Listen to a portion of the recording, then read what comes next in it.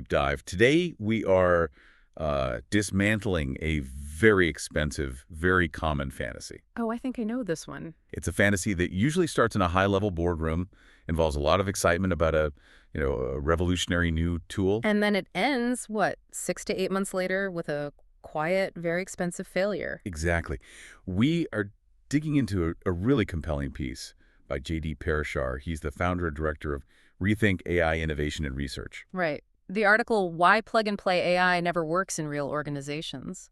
And I have to say, reading this felt like watching a slow-motion car crash that I have seen happen at, I don't know, 3 or 4 different companies just in the last year. It is a painful read because it's just so accurate. Parashar isn't just talking about the technology failing. He's talking about why the whole this strategy of deployment fails.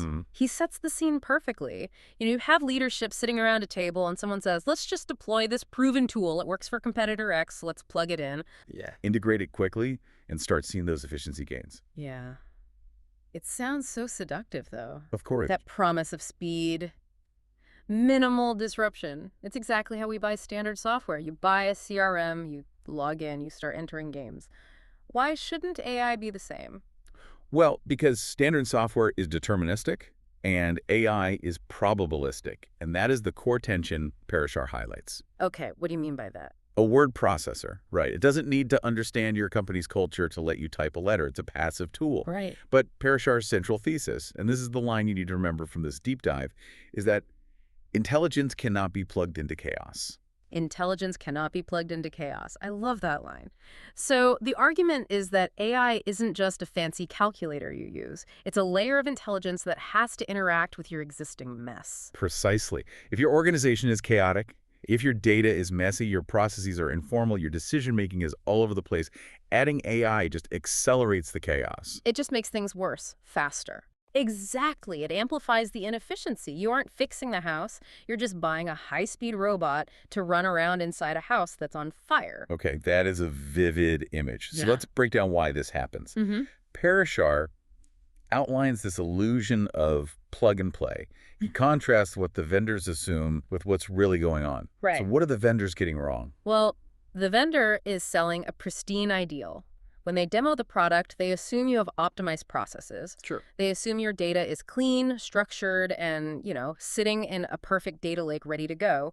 And most dangerously, they assume your culture is ready to trust a machine's output. And the reality is usually what? A bunch of conflicting spreadsheets on someone's desktop named Final Version V3 Mutated. Exactly that. Parashar calls this the environment mismatch.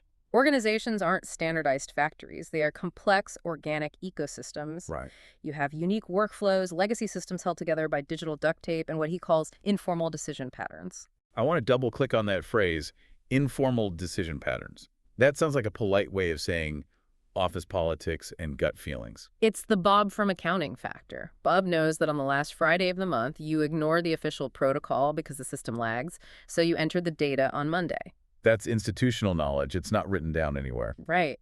And if you plug a generic AI model into that workflow, it doesn't know about Bob's Friday rule. It tries to enforce the standard logic. And then Bob gets frustrated, says this thing is stupid, and goes back to his old way. Right. The AI fails to align with the nuance of the work. You get low adoption, not because the tech is bad. The tech is usually amazing, but because it feels foreign to the actual reality of the job. It's like trying to drop a Formula One engine into a golf cart. Great analogy. The engine is a marvel of engineering, but the chassis simply cannot handle it. And the chassis here is the organization's infrastructure, which brings us to the fuel for that engine, data. Parashar calls this the data myth. Ah, yes. The myth of the single source of truth. It's the unicorn of the corporate world. Everyone talks about it. Nobody has actually seen one. We always hear data is the new oil. But raw oil needs refining. What does he say happens when you plug AI into that unrefined, fragmented data? It's essentially a language barrier within the company itself. He uses the example of a lead. Okay. If you ask the marketing department what a lead is, they might say anyone who downloaded a white paper. Sure, makes sense. But then you ask sales, and they say, no, a lead is someone with a budget who is ready to buy now. 2 completely different metrics using the exact same word. Correct. So you plug an AI into that disconnect, it looks at the marketing data and predicts huge revenue because you have 5,000 leads. But the sales reality is You have 0 qualified buyers. The AI isn't lying. It's just processing disconnected realities. so it generates what Parashar calls confident nonsense. Exactly. And if you don't fix those definitions before you deploy, you aren't automating intelligence. You are automating confusion. You're just generating bad advice faster than ever. That seems like a technical fix, though. You can clean your data. Yeah. But there's a softer, maybe harder hurdle here that he emphasizes, the trust deficit. Yes. This feels like the part most tech leaders just gloss over because it's psychological. It is, and it's often fatal to these projects. Trust is not automatic just because an algorithm has a 99% accuracy rate in a lab. In the wild, humans are skeptical.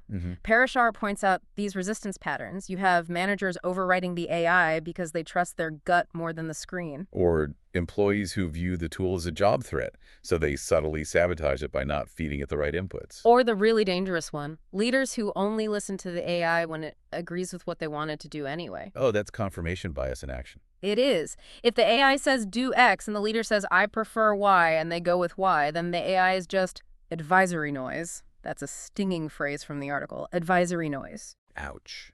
So it's like that expensive consultant report that just sits on a shelf gathering dust. Exactly. It isn't decision support if it doesn't actually support or, change the decision. So we have environment mismatch, messy data, a lack of trust. But even if you solve those, Parashar argues you can still fail on process maturity. This goes back to our Bob from accounting scenario, but deeper.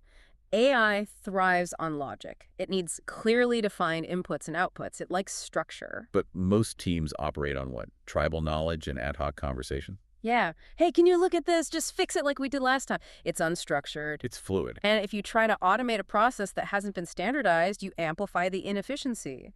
You create bottlenecks because the AI is waiting for a structured input that the human team doesn't know how to provide. You can't automate a process that only exists in someone's head. You really can't. And that leads to the final trap here, the accountability vacuum. The who owns this problem. Yeah. In a plug-and-play rollout, usually no one really owns the outcome. IT owns the installation. They make sure the server's running. But not the business result? Nope. The business unit thinks IT is handling it because it's tech. So everyone is just pointing at everyone else. And Parashar notes that when AI is framed as everyone's responsibility, it effectively becomes no one's priority. Without a clear executive sponsor who owns the decisions the AI makes, the initiative just drifts. Okay, so we've painted a pretty grim picture here. If you treat AI like software, if you just plug it in, you are basically doomed by your own organizational chaos. It seems that way. But the article isn't just a eulogy for failed projects. Parashar offers a pivot, is we need to stop installing and start architecting. It starts with changing the fundamental question you ask at the beginning. The old question, the shopping cart question, is, which AI tool should we buy? Which implies the tool itself is the solution. Right. The new question, the strategic question he proposes, is, how should intelligence flow through our organization? How should intelligence flow?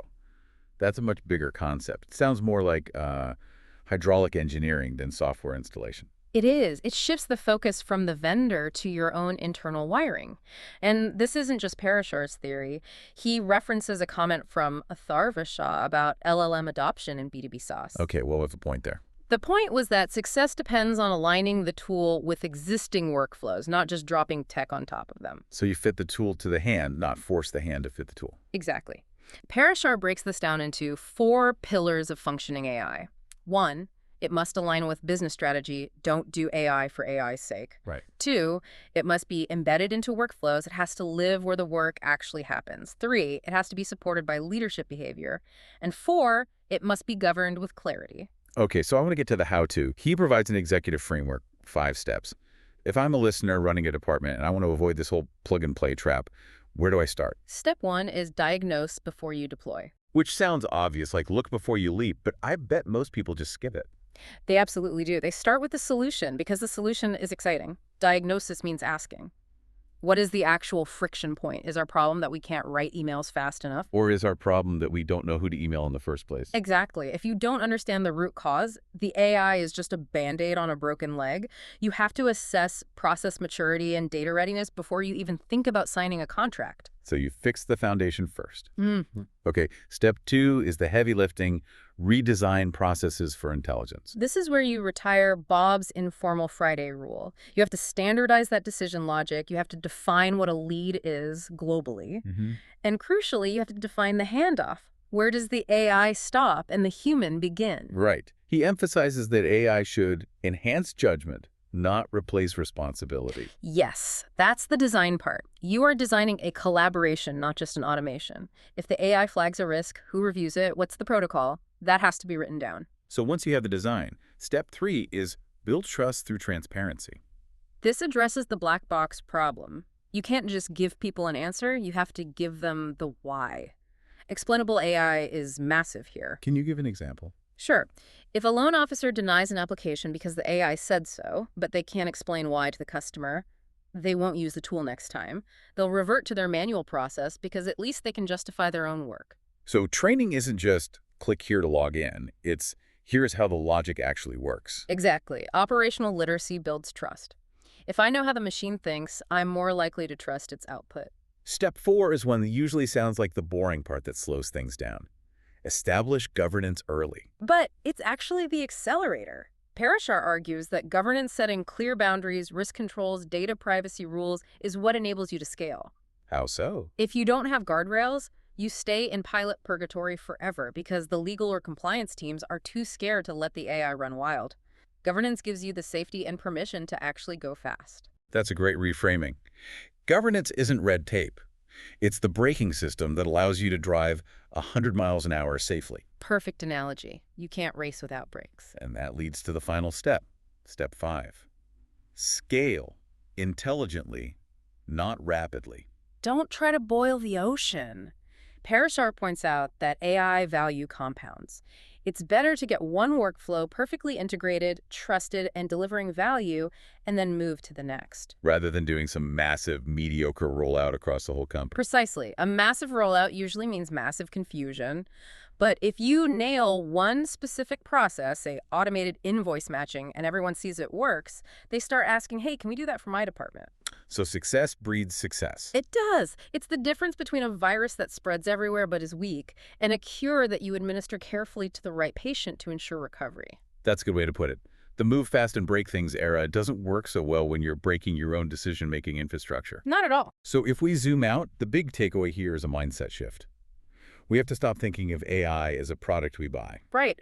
Rethink AI Parashar's organization, they focus entirely on this gap. They don't just sell tools, they look at readiness, literacy, and governance. They call it architecting intelligence. I love that phrase. Architecting intelligence. It implies permanence. It implies structure.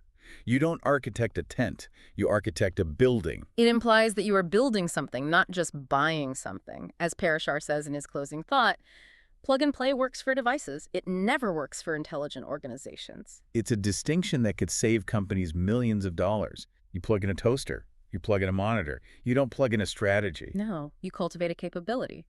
And the future belongs to the leaders who are willing to do the unsexy work of cleaning the data, standardizing the processes, and building the trust. Not the ones who just buy the flashiest chatbot on the market. Those are the ones who will succeed. It turns out the hard work is still the hard work. There is no shortcut to being smart. Not even with AI. In fact, AI makes the hard work even more necessary because it exposes every single crack in your foundation. That is a really powerful thought to land on. The AI isn't the magic wand. It's the magnifying glass that shows you exactly where you need to fix your business. Exactly. So here's the challenge for you listening today. Look at the AI initiatives on your roadmap, or maybe the ones you are struggling with right now. Are you trying to plug them in like a USB drive? Or are you designing the flow of intelligence through your company? Ask yourself, if we strip the technology away, is our process clear enough to actually be automated? If the answer is no, stop buying and start designing. And if you don't even know the answer to that question, that's probably your first step right there. Diagnosing before you deploy. Absolutely. This has been a fascinating look at the reality behind all the hype. A big thanks to the insights from J.D. Parashar and Rethink AI for grounding us in reality today. Hopefully it helps you architect something that actually works. Thanks for listening to The Deep Dive. We'll see you next time.